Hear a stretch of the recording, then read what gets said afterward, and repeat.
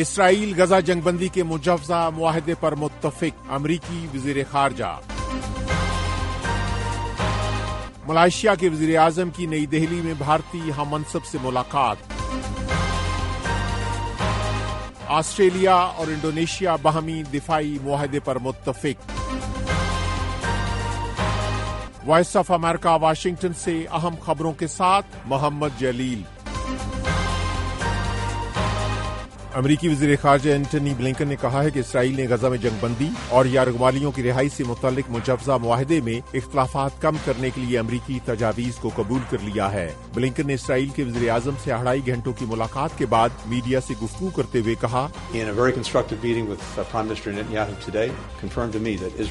آج وزیر اعظم نیتنیاہو کے ساتھ ایک انتہائی تعمیری ملاقات میں انہوں نے اختلافات کو کم کرنے کی تجاویز قبول کر لی ہیں اور وہ ان کی حمایت کرتے ہیں۔ اب حماس کو بھی ایسا ہی کرنا چاہیے۔ ادھر فلسطینی عسکری تنظیم حماس کے سینئر عہدیدار اسامہ حمدان نے امریکی وزیر خارجہ کے بیان پر تبصرہ کرتے ہوئے کہا کہ اس سے بہت سا ابہام پیدا ہو گیا ہے، کیونکہ ان کے بقول یہ مجوزہ معاہدہ وہ نہیں ہے جو ہمیں پیش کیا گیا تھا اور جس پر ہم نے اتفاق کیا تھا۔ حمدان نے خبر رساں ادارے رائٹرز سے گفتگو کرتے ہوئے کہا کہ حماس سالسوں کو پہلے ہی آگاہ کر چکی ہے کہ مزید مذاکرات کے بجائے پہلے پیش کیے جانے والے منصوبے پر عمل درآمد کے طریقہ کار پر متفق ہونے کی ضرورت ہے۔ امریکی وزیر خارجہ اسرائیل کے رہنماؤں سے ملاقات کے بعد مصر پہنچ گئے ہیں، جہاں سے وہ قطر بھی جائیں گے۔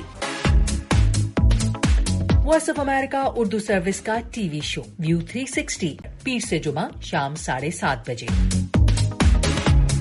ملائیشیا کے وزیر اعظم انور ابراہیم بھارت کے 3 روزہ سرکاری دورے پر دہلی پہنچ گئے ہیں، جہاں انہوں نے بھارتی ہم منصب نریندر مودی سے ملاقات کی اور دونوں ممالک کے درمیان مختلف شعبوں میں تعاون کو فروغ دینے پر تبادلہ خیال کیا ہے۔ ملائیشیا کے وزیر اعظم کی حیثیت سے انور ابراہیم کا یہ بھارت کا پہلا دورہ ہے۔ بھارت کی وزارت خارجہ کا کہنا ہے کہ 2015 میں وزیر اعظم مودی کے ملائیشیا کے دورے کے دوران دونوں ممالک کی باہمی شراکت داری میں اضافہ ہوا اور ملائیشیا کے وزیر اعظم انور ابراہیم کے دورے سے تعلقات مزید مستحکم ہوں گے۔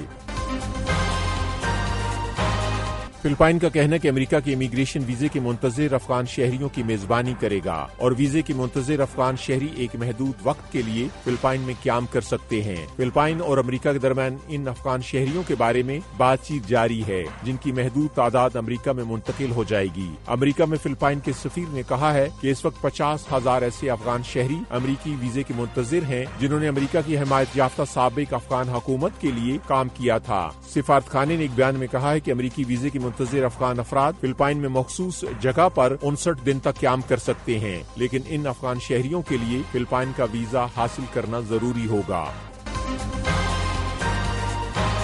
تائیوان نے جنوب مشرقی ساحل کے قریب واقع ایک مقام سے میزائل فائر کرنے کا کامیاب تجربہ کیا ہے۔ تائیوان نے فوجی اڈے سے منگل کی صبح امریکی ساختہ پیٹریاٹ اور تائیوان کے تیار کردہ زمین سے فضا میں مار کرنے والے میزائل کا تجربہ کیا ہے۔ تائیوان نے میزائل تجربہ ایک ایسے وقت کیا ہے جب چین نے تائیوان پر ملکیت کے دعوے پر اصرار کرتے ہوئے خطے میں فوجی سرگرمیاں بڑھا دی ہیں۔ خالد حمید کے ساتھ تازہ ترین خبریں براہ راست دیکھیے پیر سے جمعہ یوٹیوب چینل پر۔